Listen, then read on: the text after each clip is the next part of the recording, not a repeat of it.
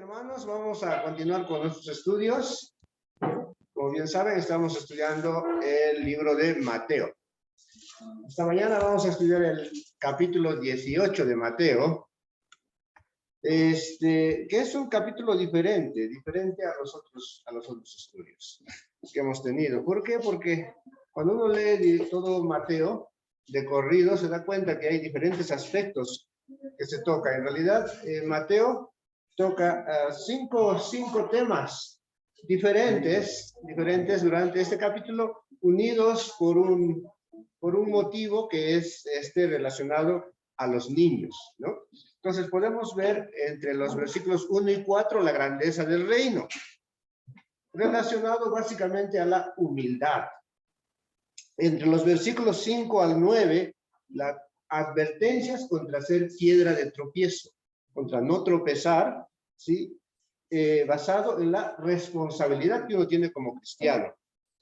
Los versículos 10 al 14 nos habla algo ya conocido, la parábola de la oveja perdida, ¿no?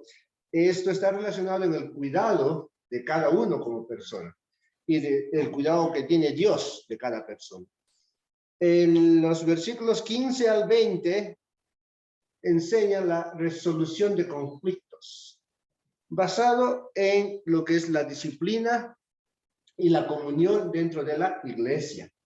Y finalmente, ¿sí? Entre los versículos 21 al 35, también es otra parábola conocida, la parábola de los dos deudores, ¿verdad? ¿Sí? Que está relacionada básicamente, o enfocada básicamente hacia el perdón, hacia el perdón. Entonces, vamos a entrar en oración, así que les pido por favor que me acompañen.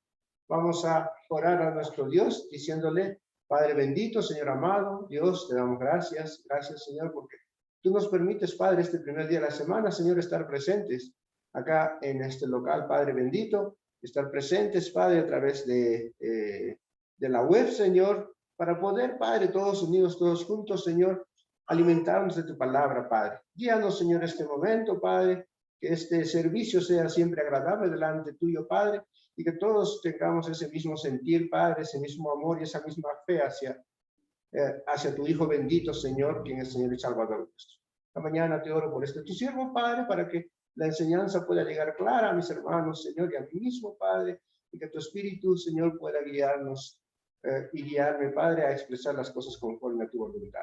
Gracias, bendito Dios. Gracias, Señor amado. Guíanos, Dios, y llévanos adelante en todo. Te oramos en el nombre amado y precioso de Jesús, tu Hijo. Amén. Amén. Muy bien. Entonces, ya habíamos, a ver, como no estoy cercano a la máquina, así que ya hemos leído todo esto, ya hemos visto, ¿no? Entonces, ahora sí nos adentramos en nuestro estudio de esta mañana, ¿sí? Vamos a pedir a alguien que nos permita, que nos ayude leyendo los versículos 1 al 4. Por favor, ¿algún hermano? ¿Sobrita? En aquel tiempo los discípulos vinieron a Jesús diciendo: ¿quién es el mayor en el reino de los cielos?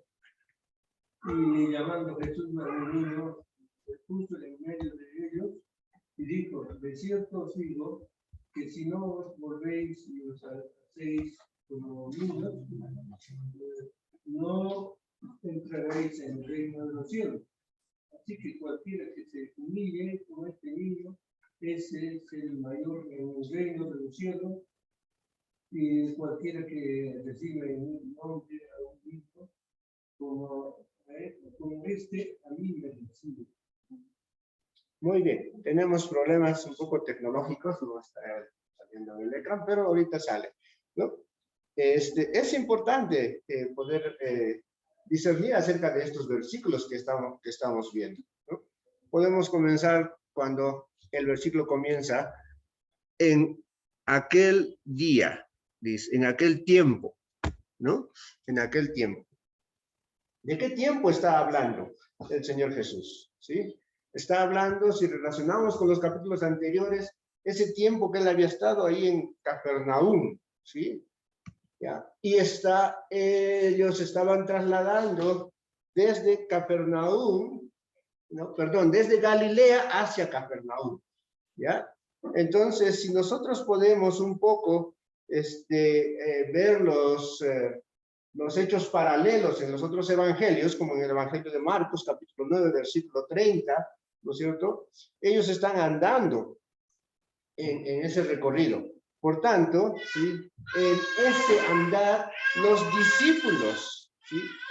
discípulos comienzan, ¿sí?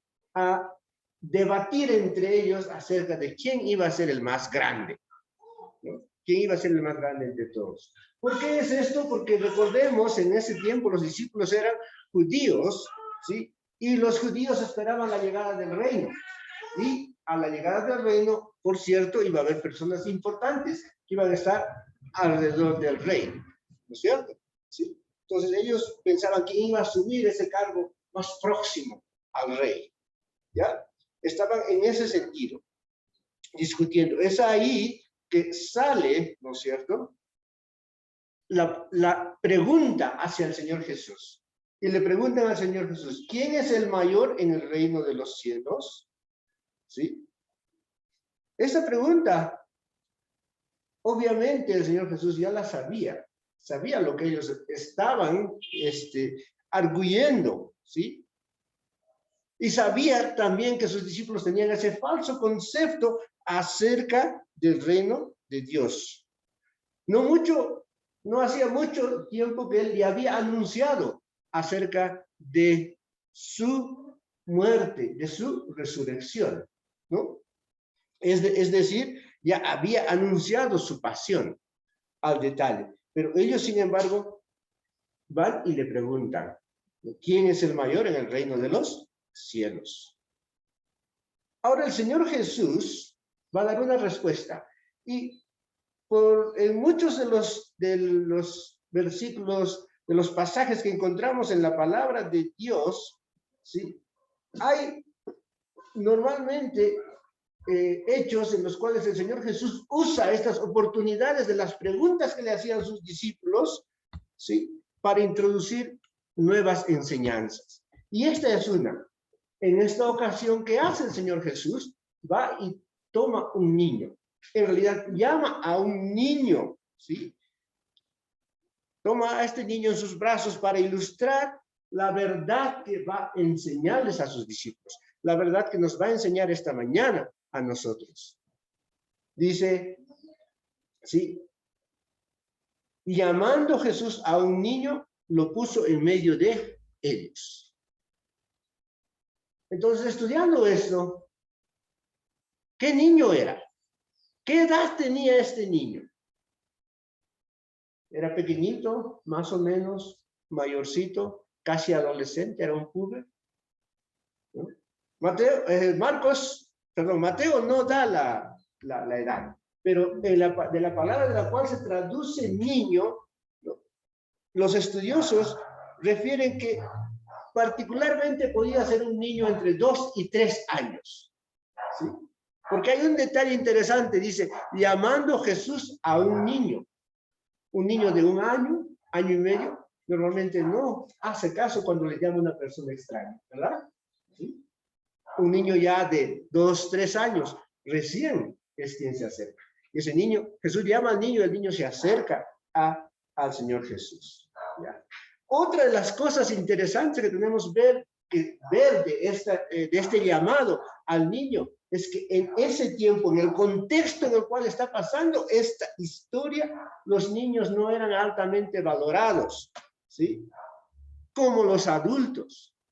Es más, ¿sí? En ese tiempo, como también no un tiempo atrás acá por nosotros, ¿sí? Las familias preferían niños varones a mujeres, porque estos finalmente podían trabajar ayudando a sus padres en sus labores, podían ser soldados, ¿sí? En las huestes romanas podían ser peones, etcétera, etcétera.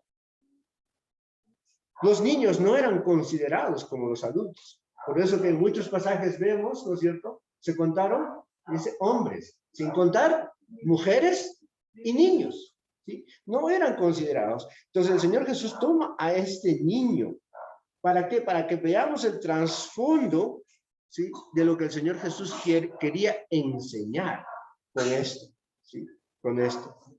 Llama a un niño, ¿verdad? Llama a un niño y lo pone en medio de ellos. Imaginémonos a ese niño en medio de tantos adultos, ¿sí? Entonces, es muy importante tomar en referencia estos detalles, ¿sí? Ahora Jesús va a contestar a la pregunta que le habían hecho, ¿sí? ¿Quién era el mayor en el reino? En el reino de los cielos.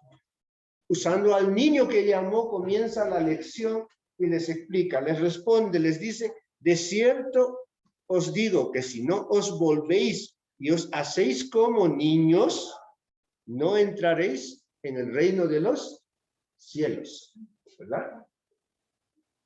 Hay algo acá muy interesante que muchos toman cuando dice, si no volvéis o no os hacéis como niños, ¿no? Muchos preguntan, pero ¿cómo puedo volver a ser niño? ¿Cómo puedo llegar a ser niño otra vez, a ser adulto? No se está refiriendo a eso. No se está refiriendo a eso. ¿Sí?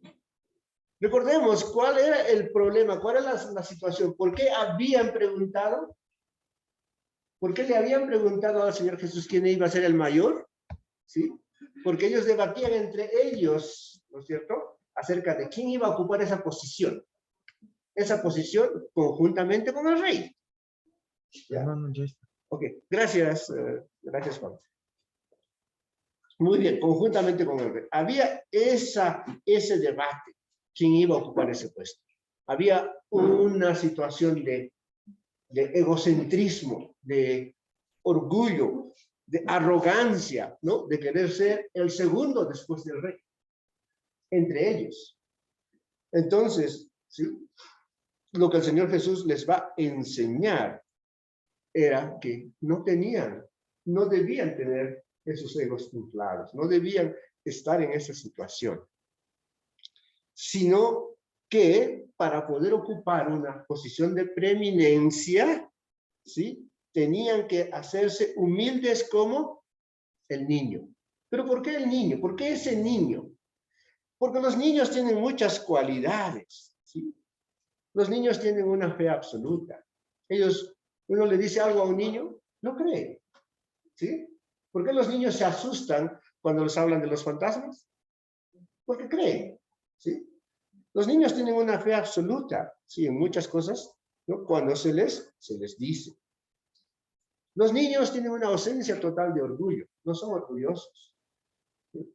Los niños tienen una tendencia a perdonar fácilmente las cosas.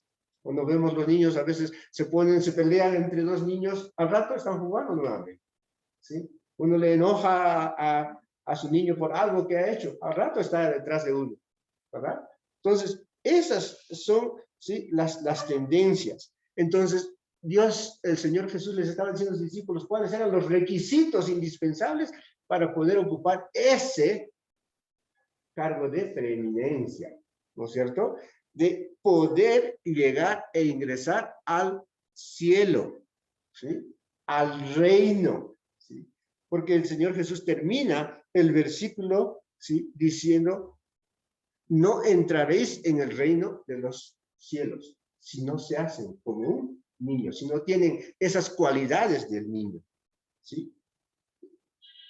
Y esta lección corta que ha impulsado el Señor Jesús, ¿sí?, por la pregunta de sus discípulos, termina con el versículo 4 que dice, así que cualquiera que se humille como este niño, ese es el mayor en el reino de los cielos, ¿verdad?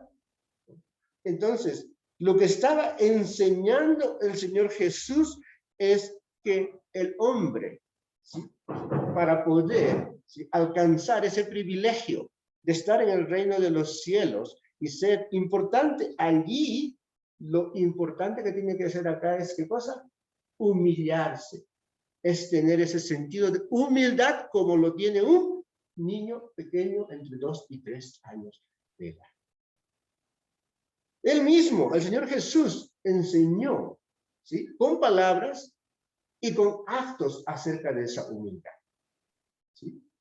El Señor Jesús dijo, yo no he venido a ser servido, sino a servir. El Señor Jesús, ¿qué hizo? Les lavó los pies a sus discípulos como un acto de humildad, ¿verdad? Entonces, esta es la enseñanza, ¿sí?, de esta primera parte. Continuamos, ¿sí?, con la segunda parte, ¿sí? La advertencia contra ser piedras de tropiezo, basado en la responsabilidad que tiene uno como creyente, como cristiano, como discípulo del Señor Jesús. Ahora sí, le pedimos a un hermano, Gustavito, nos ayuda a leer, por favor.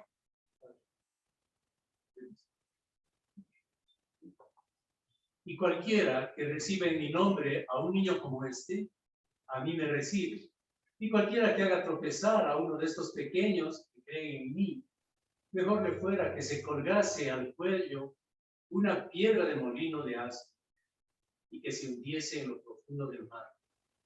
Ay del mundo por los tropiezos, porque es necesario que vengan tropiezos, pero hay de aquel hombre por quien viene el tropiezo. Por tanto, si tu mano o tu pie te es ocasión de caer, córtalo y échalo de ti. Mejor te es entrar en la vida cojo o manco, que teniendo dos manos o dos pies, ser echado en el fuego eterno. Si tu ojo te es ocasión de caer, sácalo y échalo de ti. Mejor te es entrar con un solo ojo en la vida, que teniendo dos ojos ser echado en el infierno del fuego. Muy bien, entonces acá vemos la conexión entre esta enseñanza y la enseñanza anterior, ¿sí? El Señor Jesús que dice a un niño como este, ¿sí? Se refiere a ese niño que él llamó, que estaba usando para haberles enseñado, ¿sí?, acerca de quién era el mayor, qué tenían que hacer para ser el mayor en el reino de los cielos, ¿sí? Y después dice, cualquiera que recibe en mi nombre, ¿no?, a este niño. La palabra recibir viene de una palabra griega llamada dechomai, que literalmente significa tomar deliberadamente e inmediatamente alguien o algo, o a alguien hacia uno mismo. Eso es lo que significa esta palabra.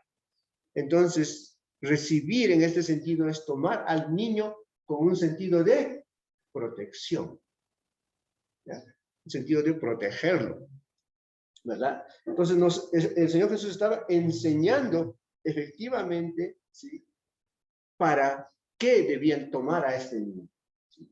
La misma palabra en otros pasajes también se usa en el sentido de demostrar hospitalidad, dar cobijo, ¿sí? Principalmente en ese tiempo en el apoyo de la obra misionera. En Hechos de los Apóstoles se usa básicamente para dar, ¿sí?, hospedaje hacia los que predicaban el evangelio. Muy bien. Sabiendo esto, ¿no es cierto? Entonces, el Señor Jesús, ¿sí?, se enfoca, ¿sí?, básicamente viendo cómo las personas trataban en ese tiempo a aquellos que lo estaban ya siguiendo, ¿sí? Y en este tiempo, cómo es tratado un hijo de Dios, un creyente, ¿sí? Es decir, que en el ámbito de la congregación, ¿sí?, no hay ninguna diferencia por educación, por estrato social, por color de piel, por tamaño, por edad, ¿sí? Ante Dios, ante los ojos de Dios, todos somos iguales, ¿sí? Eso es la enseñanza que el Señor Jesús está haciendo, ¿ya? Pero en esa igualdad, ¿sí?, que tenemos entre todos nosotros, hay algo que nos diferencia. Que algunos recién comenzamos a andar en el camino de la fe. Y otros ya somos maduros en la fe. ¿No es cierto? Entonces, si nos enfocamos en la historia que está contando el Señor Jesús, sus discípulos ya habían andado un tiempo con el Señor Jesús, ¿verdad? Entonces los consideraba como maduros en la fe, ¿sí? Y ahora se va a referir, en el versículo 6 dice, cualquiera que haga tropezar a algunos de estos pequeños que creen en mí. ¿Se está refiriendo al mismo niño que había tomado? Es una manera alegórica de decir a aquellos niños en la fe. Aquellos niños que recién estaban comenzando a levantar su fe. Y eso es lo que nos dice hoy en día, porque dice que creen en mí. ¿Sí? Un niño pequeñito de 2, 3 años, ¿creerá en el Señor Jesús? ¿No? Es muy difícil de poder, por eso es que no hay bautizo de niños. ¿Sí? ¿No es cierto? Pero uno que cree en el Señor Jesús, que ya ha aceptado a su Salvador, ¿sí? Que cree que es el Hijo de Dios, ya tiene un razonamiento. Entonces, está refiriéndose el Señor Jesús a aquellos que recién están comenzando su andar en la vida cristiana, ¿no es cierto? A esos hijos espirituales que tiene el Señor Jesús, a los que son fáciles de influenciar, ¿sí? Por diversas actitudes, por quienes ya son más maduros. ¿Qué les dice? ¿Qué le estaba diciendo a sus discípulos? Dice, si uno hace tropezar a uno de esos niños espirituales, ¿qué le sería mejor? Ponerse, dice, una piedra de molino en el cuello y hundirse en el profundo mar. ¿Sí? Yo recuerdo, no sé ustedes, cuando yo era niño ahí donde vivía en Calca, había un molino. Y de esas de piedras, ¿no? Que era tirado por el río. Una piedra redonda, inmensa, que una persona no podía cargar. Me imagino amarrado en el cuello, tirado al mar. No hay opción de salir, ¿verdad? Entonces, a pesar de que si nosotros vemos que vamos a decir, ese hecho de hundirse en el mar es tan terrible, ¿sí? Tan terrible, ¿sí? Lo que el Señor Jesús está haciendo una comparación con lo que pasa si alguien hace tropezar a un niño espiritual, ¿verdad? ¿Qué dice el Señor Jesús? Versículo 7, ¿sí? Dice, ay del mundo por los tropiezos. La palabra ay denota una queja, ¿sí? Del Señor Jesús. ¿Qué estaba reflejando el Señor Jesús acerca de esto? ¿Sí? Su dolor, su lástima, porque en el mundo se da este hecho de hacer tropezar continuamente, de tropiezos entre unos y otros. ¿Sí? El Señor Jesús estaba hablando acerca de esto. ¿Sí? Y lo que el Señor Jesús estaba diciendo es que no debían actuar como actúa el mundo, como hacen los demás. ¿Sí? A sus propios discípulos, ¿verdad? Los que seguimos al Señor Jesús, definitivamente no alcanzamos la perfección, ¿sí? En nuestro andar tenemos tropiezos, ¿verdad? ¿Y qué significan tropiezos en este sentido? Tenemos pecados, ¿sí? Tenemos pecados, ¿sí?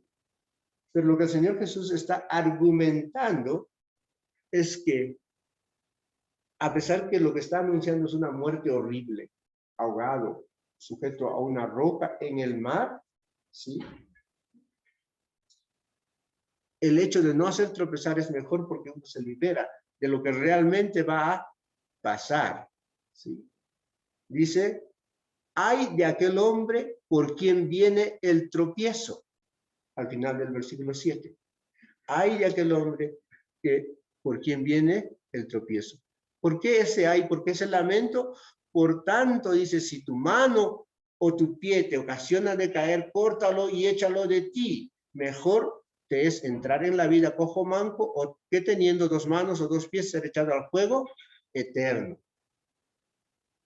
¿Cuál será el castigo verdadero? No es tirarse al mar con una piedra de molino atada al cuello. Es el fuego eterno, ¿sí? En este sentido, el Señor Jesús usa una hipérbole, es decir, algo que se magnifica, ¿sí? En gran medida, es una exageración para causar impacto, para causar efecto acerca de lo que él está enseñando, ¿sí? No les estaba diciendo literalmente, mutílense, sáquense un pie, sáquense una mano, ¿sí? No les estaba diciendo. ¿Por qué? Porque finalmente este cuerpo va a desaparecer, ¿sí? Entero o no entero, va a desaparecer. Pero lo importante en el ser humano es la parte espiritual, el alma. Y esa es la que va a dar cuentas al Señor Jesús, ¿no es cierto? ¿Ya? ¿Por qué estaba actuando así el Señor Jesús? Porque en ese tiempo, en el contexto, la automutilación era la cosa más horrible para el judío. Era algo que los judíos no querían que les pasara, ¿sí? Y este pasaje también, ¿sí?, ha dado pie a que en algunas religiones, inclusive en las religiones cristianas, las personas se autoflagelen, ¿sí? Sabemos que antes se azotaban, ¿verdad? Para liberarse de sus culpas, ¿no es cierto?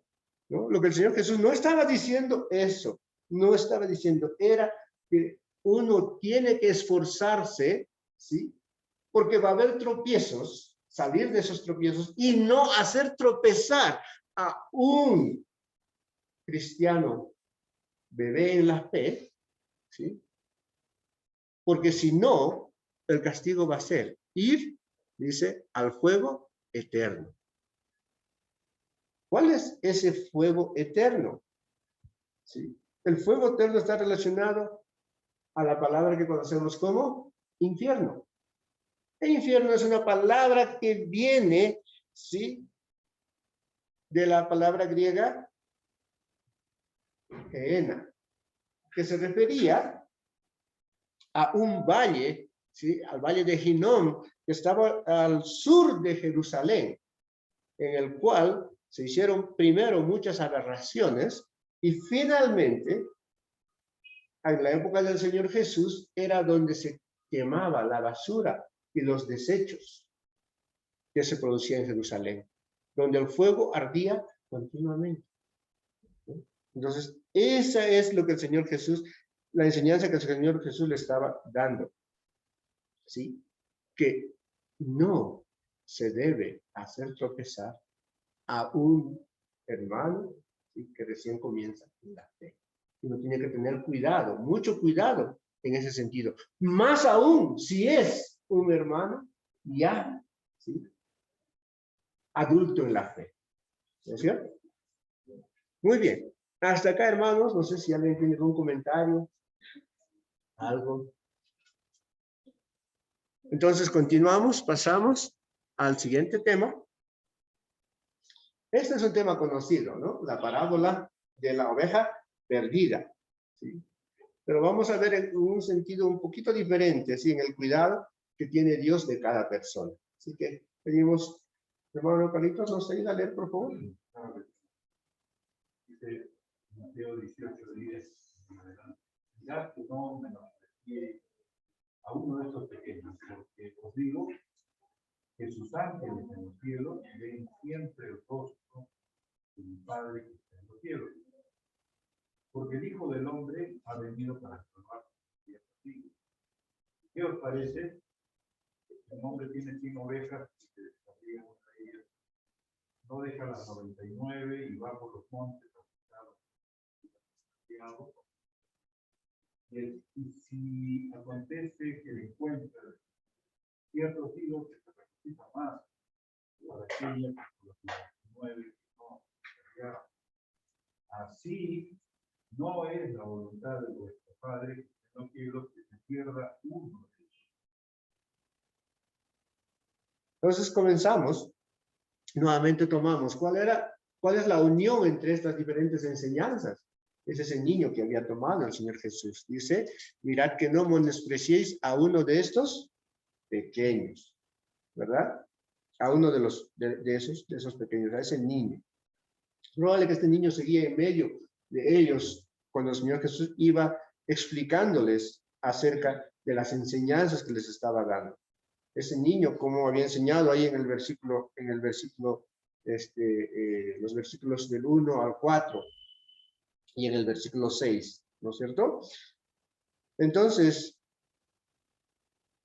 dice, menospreciéis. ¿Qué entendemos por la palabra menospreciar? En nuestro idioma es echar de menos, ¿no? Darle menos valor, ¿sí? En griego es la palabra cataproneo, que se traduce básicamente como despreciar o no darle ninguna importancia a alguien, ¿ya? Esto estaba relacionado al desprecio, ¿sí?, que se tenía en ese tiempo a los niños, ¿sí? Recordemos, el contexto es muy importante, ¿sí? Dice el Señor, ¿sí?, que por eso, ¿sí?, sus ángeles en los cielos ven siempre el rostro de mi Padre que está en los cielos.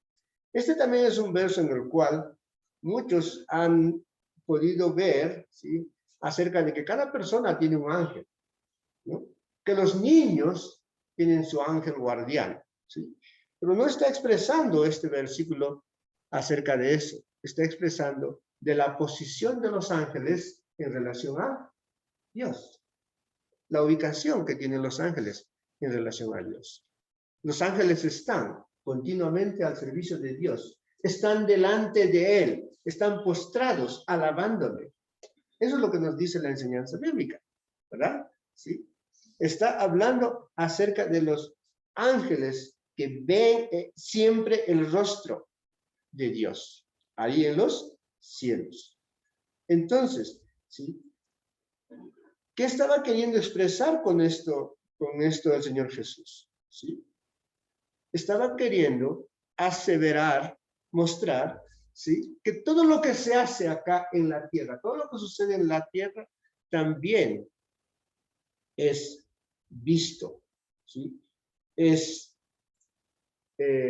encontrado, ¿ya?, ahí en los cielos, ¿sí? Todo es conocido allá. Lo que sucede con el más humilde de todos los seguidores, los discípulos del Señor Jesús. Entonces, lo que estaba diciendo relacionado con lo que habíamos estudiado anteriormente y con el menosprecio, ¿sí? El menosprecio es hacer tropezar a un pequeño. ¿Cuál era el castigo? El fuego eterno, ¿no es cierto? Entonces está relacionado a ese sentido. O sea que no, cosas que pasan no escapan de la atención de Dios. Y Dios sabe perfectamente qué es lo que estamos haciendo cada uno de nosotros, ¿sí? Y ahí recién empalma el Señor Jesús en el versículo 11, dice, porque el Hijo del Hombre ha venido para salvar lo que se había perdido, ¿sí? Dar la salvación, la opción de ser salvos a las personas. Esa fue la razón de la venida del Señor Jesús, ¿no es cierto? En esto hay una ligera disyuntiva porque en algunos antiguos manuscritos no está este versículo 11, ¿no? Y la gran mayoría de los eruditos concluyen de que esta parte fue tomada en realidad, ¿sí?, de la narración paralela que está en el libro de Lucas, ¿sí?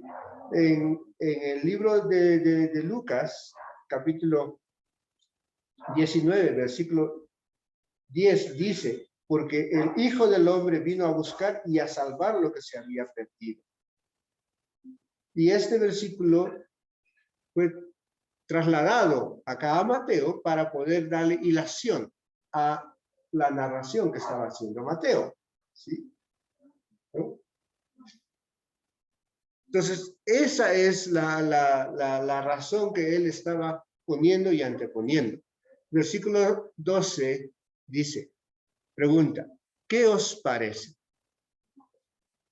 Es interesante, ¿sí? Esta pregunta la hace, ¿con qué finalidad? ¿Con qué motivo? ¿Sí? Con crear expectativa entre sus discípulos, para que ellos pongan atención a la verdadera enseñanza que va a venir. ¿Sí? Sus discípulos eran hombres del pueblo, ¿verdad? Todos ellos, habían pescadores, recaudadores dispuestos, todo. Pero conocían básicamente lo que era el pastoreo, la agricultura. Ellos sabían acerca de los rebaños, de las ovejas, etcétera, etcétera, porque era común en ese tiempo, ¿verdad? Entonces, cuando pone que os parece, ¿sí? Les estaba creando una expectativa. A decir, escuchen lo que les voy a decir. Y les cuenta la parábola acerca de las ovejas. Un hombre tenía 100 ovejas, una se fue, se descarrió, el hombre dejó las 99 para ir a buscar a la una que se había perdido. Acá en Mateo esta parábola está solita, pero en Lucas está unida a otras 3 parábolas, ¿sí? La parábola de la moneda perdida y la parábola del hijo pródigo, ¿sí? Si regresamos, ¿sí?, a Lucas, el capítulo 15, vamos a ver acerca de esto. Pero lo que el Señor Jesús les estaba tratando de decir es de que si en ese contexto, 100 ovejas, ¿por qué usa 100 ovejas? ¿Por qué no usó 50 o 20? Ya, más simple. ¿Por qué no usó 5 ovejas? Uno puede darse cuenta más fácilmente si pierde una entre 5, ¿verdad? ¿Por qué 99? Y una. ¿Cuál fue la razón que motivó al Señor Jesús? Primero, la primera razón muy importante es que en ese tiempo, en el contexto, un pastor normalmente tenía 100 ovejas a su cargo. Estaba dedicado al cuidado de 100 ovejas. O sea, cada pastor, ¿no es cierto?, cuidaba de 100 ovejas. Y conocía a las 100 ovejas. ¿Sí? Segundo, ¿sí?, la parte importante que debemos poner énfasis es que así como ovejas que somos, que ovejas que son los discípulos de Dios, ¿sí?, no importa la cantidad, por más grande que sea, Dios se da cuenta. Si una se pierde, es el pastor, ¿verdad? ¿No? Ese es el segundo punto. El tercer punto importante que toca el Señor Jesús es que, ¿sí?, la descarriada, ¿sí?, podía morir, podía ser comida por los animales, ¿sí?, podía perderse completamente. Era una posibilidad, ¿no? Por eso comienza el versículo 13, dice, y si acontece que la encuentra. ¿Sí? ¿Cuál sería la otra posibilidad? No encontrarla, perderla por siempre, ¿verdad? ¿No? Esa es la posibilidad. Y dice, de cierto os digo que se regocija más por aquella que por las 99 que se descarriaron. ¿Por qué se regocija de la que había encontrado?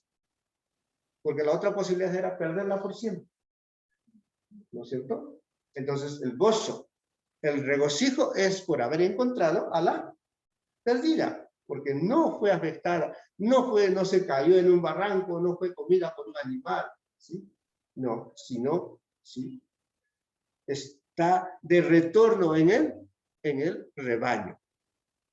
Termina esta parte, ¿sí?, con lo que dice en el versículo 14, así no es la voluntad de vuestro Padre que está en los cielos. ¿Cuál no es la voluntad de Dios? ¿Qué dice? Que se pierda uno de estos pequeños. Es decir, que la posibilidad de que un pequeño se pierda está, ¿dónde? Cuando uno, maduro en la fe, hace tropezar a un pequeño. ¿Sí? Está correlacionando el Señor Jesús en este sentido. Se pierda uno de estos pequeños. Sabemos que la parábola en sí, la enseñanza de la parábola que está explicada en Lucas capítulo 15, versículo 7, es, ¿sí?, que dice en la aplicación de la parábola, os digo que así habrá más gozo en el cielo por un pecador que se arrepiente que por 99 justos que no necesitan de arrepentimiento, ¿no? Es la explicación de la parábola. Si no necesitamos ir más allá de eso. Pero lo que está tratando de mostrarles es cómo el Señor Jesús está usando esta parábola en el contexto en el cual está hablando en ese momento. ¿Sí? Muy bien. Ya para entrar al último tema, de igual manera, ¿hay alguna pregunta? ¿Un hermano que quisiera añadir algo? ¿Algún comentario? No, entonces continuamos con la última parte de nuestro estudio de esta mañana. Ahora sí le pedimos, Tito, ¿nos ayudas a leer, por favor? Dice, Mateo 18, 15 al 20 dice, por tanto, si tu hermano peca contra ti, ve y repréndele estando tú y él solos. Si te oyere, has ganado a tu hermano. Mas si no te oyere, toma aún contigo a uno o dos, para que en boca de 2 a 3 testigos conste toda palabra. Si no los oyere a ellos, dilo a la iglesia. Y si no oyere a la iglesia, tenle por gentil y publicano.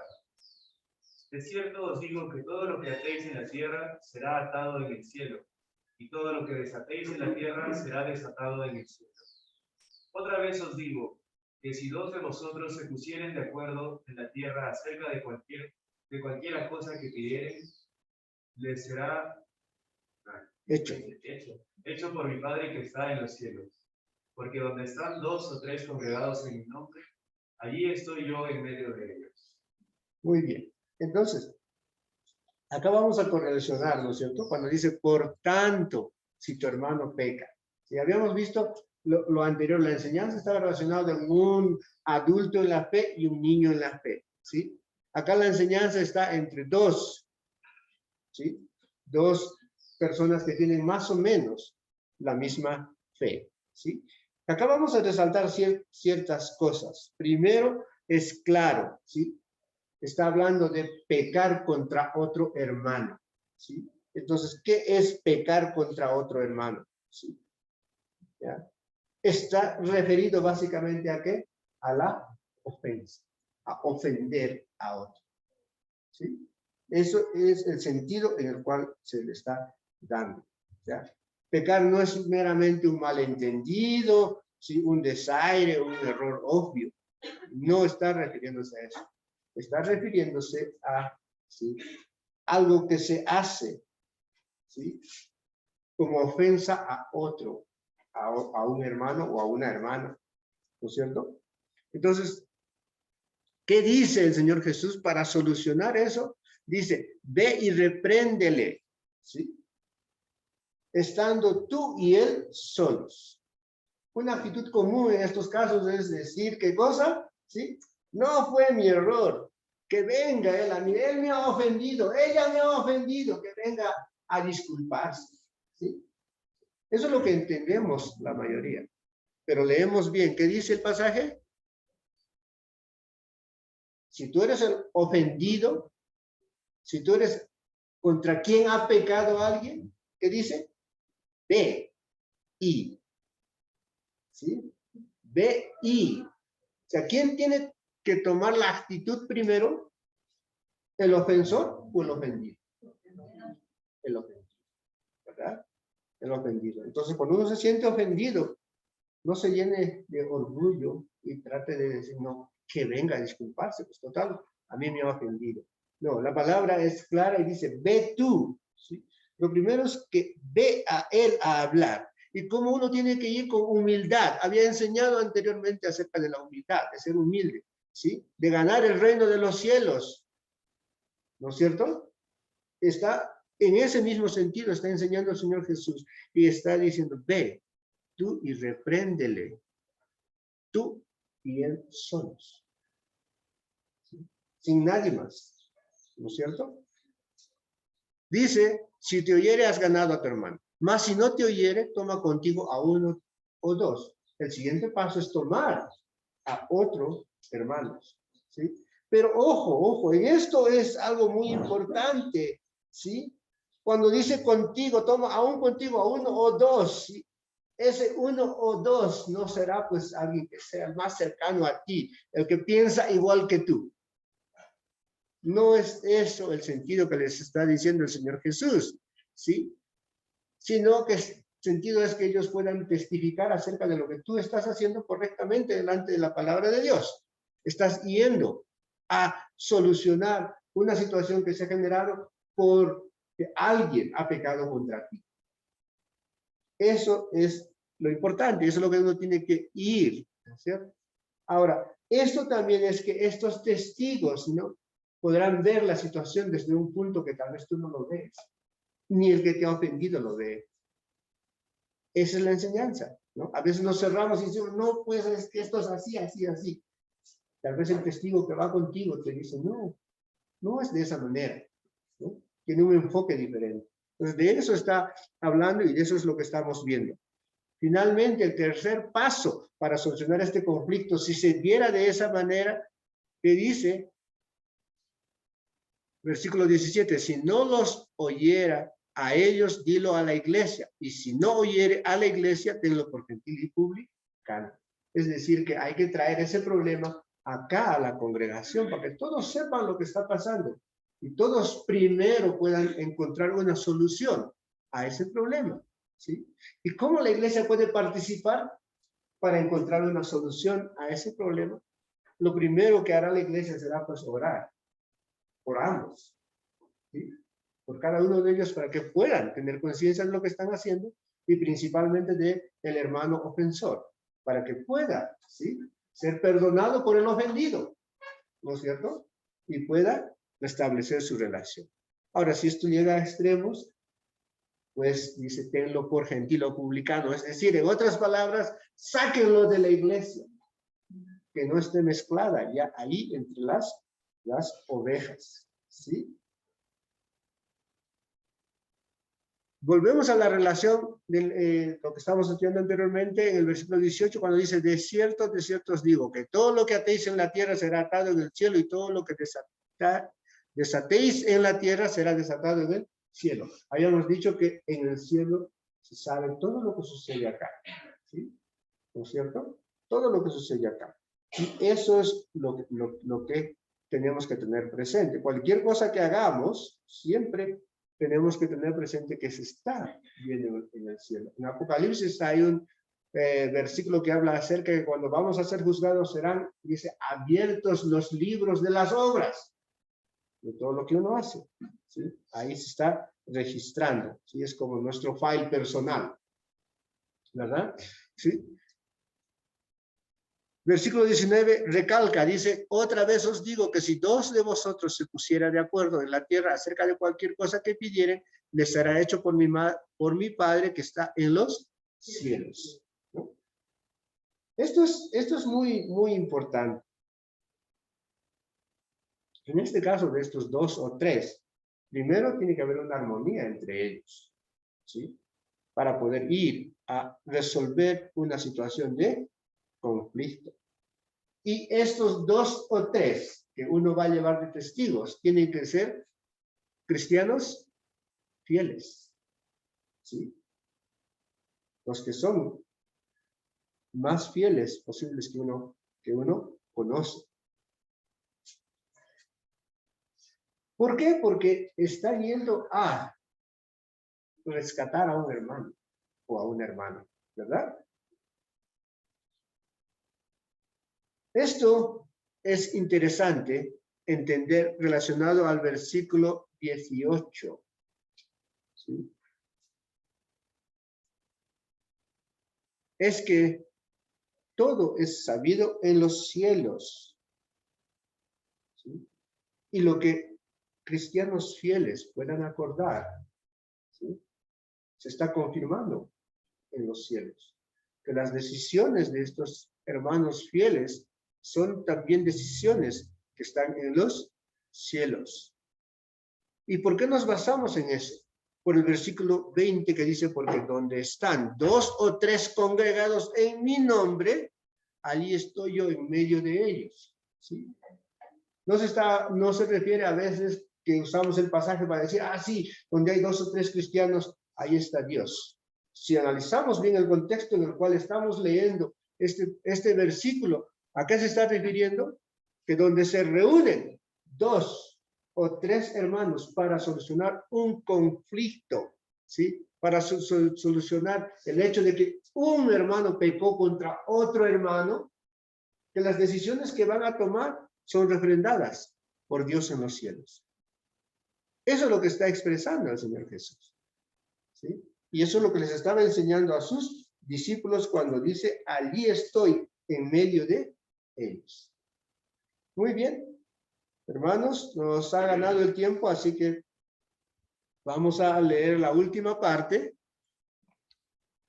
¿sí? Que es la parábola de los dos deudores relacionado al perdón. Voy a hacer una ligera enseñanza, ¿sí? Y lo vamos a profundizar el día jueves, así que yo los voy a invitar a todos y el día jueves para poder entrar, ¿sí? Al grupo de estudio del jueves a las 7 de la noche para poder ver todo este pasaje. Recuerden, son muchos versículos, así que estamos tratando de dosificar, ¿ya? Dice los versículos del 21 al 35. Dice, entonces se le acercó Pedro y le dijo, Señor, ¿cuántas veces perdonaré a mi hermano que peque contra mí? ¿Hasta 7? Jesús le dijo, no te digo hasta 7, sino hasta 70 veces 7. Por lo cual el reino de los cielos es semejante a un rey que quiso hacer cuentas con sus siervos.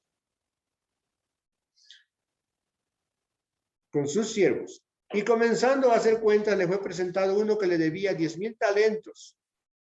A este, como no pudo pagar, ordenó su señor venderle a su mujer e hijos y todo lo que tenía para que se pagase la deuda. Entonces aquel siervo postrado le suplicaba diciendo, Señor, ten paciencia conmigo y yo te pagaré todo. El señor de aquel siervo, movido a misericordia, le soltó y le perdonó la deuda. Pero saliendo aquel siervo halló a uno de sus consiervos que le debía 100 denarios y haciendo de él lo ahogaba, diciendo, págame lo que me debes. Entonces su consiervo, postrándose a sus pies, le rogaba diciendo, ten paciencia de mí, ten paciencia conmigo y yo te lo pagaré todo. Mas él no quiso, sino fue y le echó en la cárcel hasta que pagase la deuda.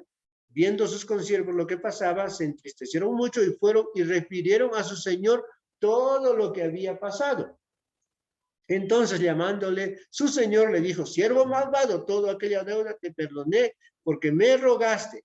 ¿No debías tú también tener misericordia de tu consiervo? Como yo tuve misericordia de ti. Entonces su señor enojado le entregó a los verdugos hasta que pagase todo lo que le debía. Así también mi Padre Celestial hará con vosotros si no perdonáis de todo corazón cada uno a su hermano sus ofensas. Partimos de esta última parte. ¿Cuál fue la enseñanza anterior? ¿Sí? Si alguno peca contra ti, ¿qué tienes que hacer? Ir tú para solucionar acerca de esa ofensa que te han hecho. ¿Sí? Entonces, en ese ir tú que está inmerso, antes de que vayas, ¿qué deberías hacer? Perdonar. Tú vas a ir ya perdonando a tu hermano que ha pecado contra ti, o a tu hermana que ha pecado. Y si tú no perdonas, no vale de nada ir. ¿Verdad? Entonces, eso es lo que el Señor está poniendo énfasis. Vemos cómo está yendo la conexión entre un tema y otro, ¿sí? En este capítulo 18. Entonces, la enseñanza es clara. ¿Y por qué uno tiene que perdonar? Porque hemos sido perdonados, ¿sí? Dice, ¿no es cierto? ¿Sí? Que Dios nos ha perdonado, ¿sí? A todos, ¿sí? Así también mi Padre se dará con vosotros si no perdonáis de todo corazón, ¿sí? Entonces, la enseñanza de la parábola ya sabemos, ¿sí? ¿Sí? Que como alguien que ha sido perdonado de una deuda grande, ¿no? La deuda de este hombre contra el Señor, no la podía pagar ni viviendo, ¿sí? Toda su vida preso en la cárcel trabajando, tratando de conseguir dinero para pagar. Pero sin embargo, la deuda que tenía su consiervo con él era más o menos como 4 meses de salario, ¿sí? De una persona. Y él no lo perdonó y lo mandó a la cárcel para que pudiera pagarle de esa deuda. y relacionamos con la enseñanza, ¿sí? Finalmente, ¿cuál es el castigo de aquel que no perdona? Dice, el fuego eterno, ¿sí? El castigo eterno. Entonces, amados hermanos, nos vamos a quedar acá, ¿sí? El día jueves continuamos con esta enseñanza. Dios nos guíe, nos cuide, ¿sí? Y como corolario de todo esto que hemos aprendido esta mañana, ¿sí? Aprendamos que como creyentes, sea que nos hemos edificado en la fe, no podemos hacer tropezar a ningún hermano bebé en la fe. No debemos hacer tropezar. Tenemos que buscar la manera. Y si sucediera esto, hagamos sí, lo que dice la palabra de Dios y vayamos y perdonemos o pidamos perdón y perdonemos a quien hace que nosotros podamos tropezar de alguna manera. ¿Sí? Está en ambos sentidos. Dios guíe nuestros pasos esta semana. Hermano Gustavito.